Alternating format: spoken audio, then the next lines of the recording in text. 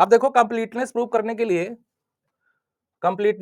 के लिए, आप क्या करोगे, एक सिंपल सा फार्मूला होता है आपका, जो इसमें यहाँ पे फंक्शन किसका, आप एक फंक्शन ले लो कोई,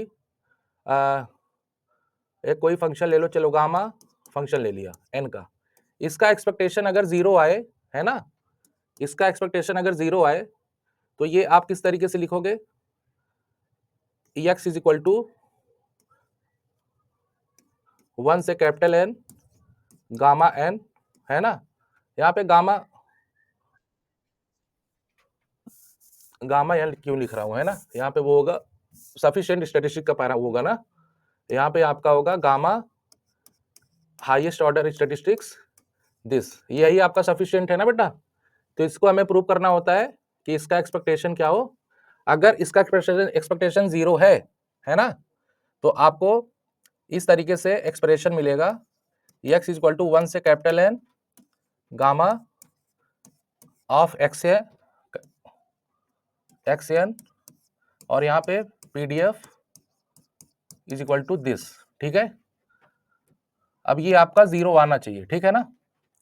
देखो कंप्लीटनेस कैसे होता है मैं बता देता हूं आपको। अब ये समेशन आपको इसको वेरी कराओ, मैं इसीलिए इसकी जगह पे दूसरा वेरिएबल ले रहा था बार बार जो है चलो अच्छा कोई बात नहीं, और इसका पीडीएफ पीएमएफ अभी आप लोगों ने निकाल ही लिया ना, एक्स अपॉन, या फिर ऐसे लिखो X power N X minus one power N minus one upon N, ठीक है बेटा। अच्छा अब हमको आप लोग एक बात बताइए, ये फंक्शन जीरो कब होगा बच्चों, ये फंक्शन जीरो का अनबायस्ड एस्टिमेटर कब होगा, प्रोबेबिलिटी गलत लिखा है एन पावर एन, ये वाला,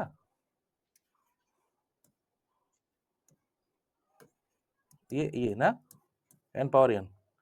तो अच्छा एक बात बताइए बेटा, ये जो फंक्शन है ये यहाँ पे क्या बता रहा है, ये जो फंक्शन किसका है, सफिशिएंट स्टैटिस्टिक का ना, इसका मतलब ये है कि ये अनबायस्ड एस्टिमेटर होना चाहिए किसका, जीरो का, ठीक है ना। अब एक बात बताओ, अब ये देख रहे हो एक्सप्रेशन, ये आपका कहीं से जीरो हो रहा है बेटा, देखो ये अंदर वाली ये प्रोबेबिलिटी देख लो, ये कहीं पे जीरो हो रही है किसी वैल्यू पे, जैसे x इक्वल टू 1 ही रख दो, 1 रखो, और ये क्या जी 1 माइनस 1 जीरो, तो मतलब 1 अपॉन एन पावर एन आएगी, जीरो नहीं होगी, तो इसका मतलब ये है ये तो जीरो नहीं हो रही है, तो जीरो किसको होना पड़ेगा बेटा, बोलो बोलो क्या,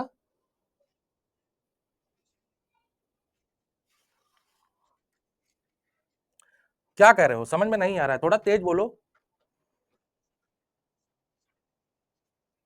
कौन एक्स की वैल्यू, स्मॉल एन, हाँ कैपिटल एन ही तो जाएगा, उसका रेंज 1 से एन है ना। अरे यार ये क्या लिखे हैं देखो, यही है ना। तो अब बच्चों बताओ, देखो कंप्लीटनेस ऐसे ही प्रूव होती है। अब एक बात बताओ, ये जीरो कब होगा, ओवरऑल क्वांटिटी नीचे वाली, तो इसका मतलब ये है जब ये जीरो हो जाए, है ना बेटा, जब ये क्या हो जाए, जीरो हो जाए, तभी ये क्या होगा, जीरो होगा। फॉर ऑल, बताओ, for all X equal to 1 से कैपिटल एन, क्लियर हो, बताओ।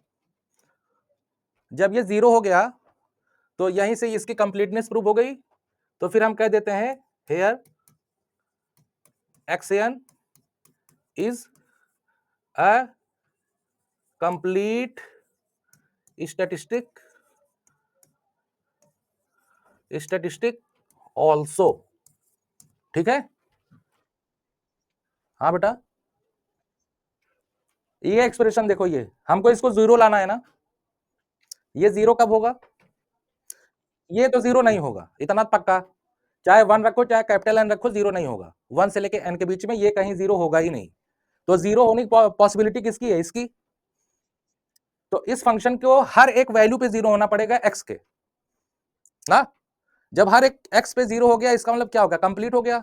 अगर किसी वैल्यू पे जीरो ना होता तो कंप्लीट नहीं होता, ठीक है ना। अगर किसी एक एक्स की वैल्यू पे अगर ये जीरो नहीं आता तो हम कह देते हैं ये कंप्लीट नहीं है, दैट इज क्लियर, बोलो बेटा।